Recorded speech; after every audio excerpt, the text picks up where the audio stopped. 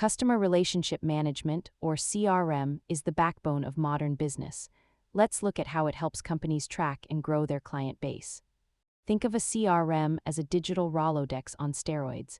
It is software that stores every interaction you have with a customer in one place.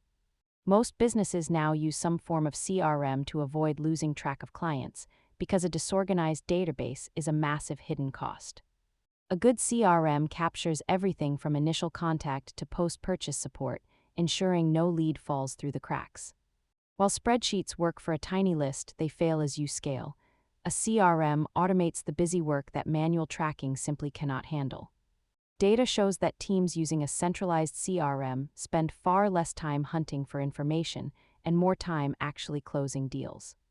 Remember, the tool is only as good as the data you put into it. Keep your records clean to get the most value. If you found this breakdown helpful, make sure to like and subscribe for more basics on business and finance. See you next time.